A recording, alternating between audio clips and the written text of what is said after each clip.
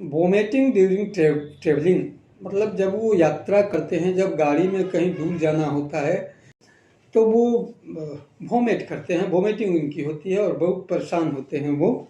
इसका बड़ा ही सफल चिकित्सा है, बड़ी ही सफल औषधियाँ हैं होम्योपैथी में। ये एक पेकुलियर सिम्टम है किसी पेशेंट का, तो आप अगर इसका सफल चिकित्सा करा लेते हैं तो आपके अंदर कई तरह की और भी बीमारियां उसी औषधि से ठीक हो जाएंगी।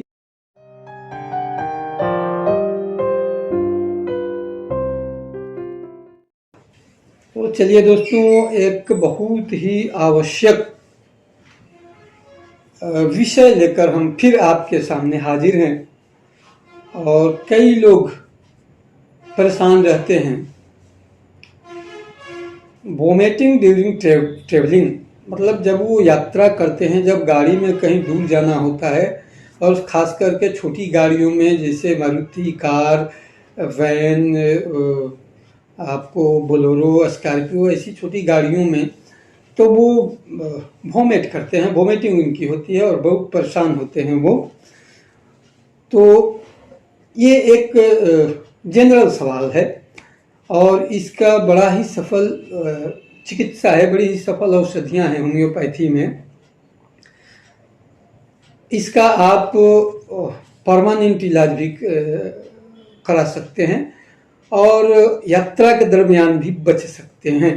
परमानेंट आपको इलाज कराने के लिए तो किसी सफल चिकित्सक के देखरेख में आपको जाना पड़ेगा, किसी सफल चिकित्सक के देखरेख में आपको इलाज करना पड़ेगा। और मैं बता दूं कि ये एक पेकुलियर सिम्टम है किसी पेशेंट का, तो आप अगर इसका सफल चिकित्सा करा लेते हैं तो आपके अंदर कई तरह की और भी बीमारियां उसी औषधि से ठीक हो जाएंगी। कई तरह के आपके मानसिक और शारीरिक जो भी परेशानियां हैं उस दरमियान दूर हो जाएंगी। इसलिए ऐसे प्रॉब्लम किसी को हो तो वो इग्नोर न करे और होम्योपैथी के किसी सफल चिकित्सक के देख रेख में अपना पूर्ण इलाज करा ले हमेशा के लिए। अब मैं आपको बता दूं कि अगर किसी को ये प्रॉब्लम है तो यात्रा के दरमियान वो क्या करे। मित्रों, एक औषधि है काकुलस इंडिकस। काकुलस इंडिकस नाम की दवा 30 पावर में 30 पोटेंसी की काकुलस इंडिकस आप खरीद लें और यात्रा के एक दिन पहले से ही अगर संभव हो तो 2 बूंद 3-3 घंटे पर लेना शुरू कर दें। यात्रा आरंभ होने से 1 घंटा पहले आधे घंटे पर 2-2 बूंद जरूर ले लें और यात्रा के दरमियान जो है उसको आप 1-1 घंटे पर लेते चले जाएं। अगर किसी को एक दिन पहले औषधि नहीं मिली या औषधि के बारे में जानकारी नहीं हुई तो वो उस दिन भी खरीदकर एट ए टाइम इस औषधि को आधे घंटे पर ले सकते हैं और आधे घंटे पर 3-4 खुराक लेने के बाद फिर इसको आप 3-3 घंटे पर कर दीजिएगा और पूरी यात्रा आपकी मंगल के साथ आप यात्रा गुजार लेंगे। आपको औषधि का फिर एक बार नाम बता देते हैं, काकुलस इंडिकस 30 पावर की दवा।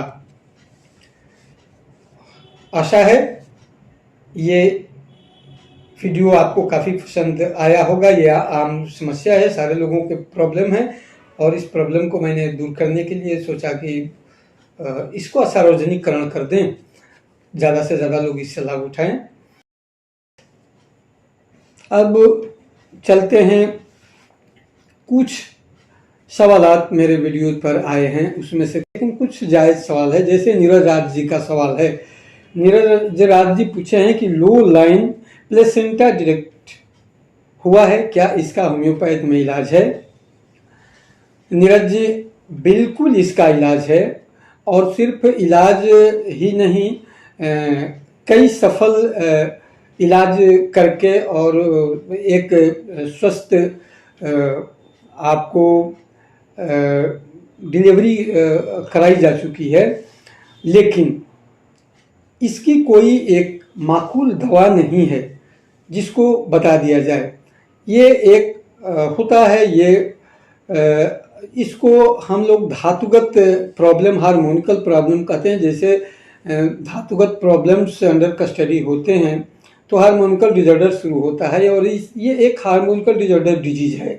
और इसका इलाज एक सिद्धहस्त चिकित्सक उस गर्भवती महिला के कई रिकॉर्ड लेकर उसका मानसिक और शारीरिक बनावट, मानसिक अभिव्यक्ति, मानसिक रुचियाँ, ये सारी चीज़ों को एक मेरिट बना करके और इसका इलाज किया जाता है। अगर बच्चा गर्भ में आ गया है और ये ऐसा डिटेक्ट हुआ है तो बिल्कुल उसका अगर कम से कम 2-3 महीना अगर समय है तो 100% सफलता मिलेगी।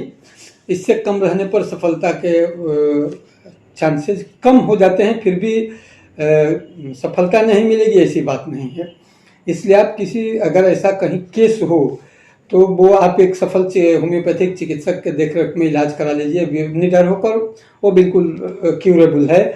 और अगर और इनका एक सवाल है जेनेटिक प्रॉब्लम्स को लेकर, मायोपिया, पायोरिया या और भी, तो इसके बारे में आप एक मेरा वीडियो देखेंगे गर्भधारण से प्रसव तक, एक मेरा वीडियोज है, उसमें आपको काफ़ी ऐसी सारी चीज़ों को बताया गया है और काफ़ी ऐसी सारी चीज़ों के वैक्सीन के रूप में दवाओं के इस्तेमाल भी बताए गए हैं। उसमें दमा की भी वैक्सीन जो बताई गई है, ये सारी चीज़ें बताई गई हैं। बावजूद उसके आप बिल्कुल एक सिद्धहस्त होम्योपैथी के चिकित्सक के देख रेख में गर्भ में ही बच्चे को या गर्भधारण से पहले 3 महीना आप इलाज करा लें और उसके बाद फिर पूरा प्रसव तक उस होम्योपैथिक चिकित्सक के देख में रख रहें, और बिल्कुल जितनी जेनेटिक बीमारियां हैं उससे बच्चा बच जाएगा, श्योर बच जाएगा। अगर चिकित्सक कुशल है और उसको होम्योपैथी की एक पूर्ण जानकारी है, पूर्ण जानकारी तो किसी को भी नहीं होती, लेकिन अगर एक होम्योपैथी की औसतन जानकारी है तो वो बिल्कुल आप आश्वस्त रहिए कि जेनेटिक प्रॉब्लम्स जितने हैं वो बाउंस नहीं करेंगे अगली पीढ़ी में। धन्यवाद।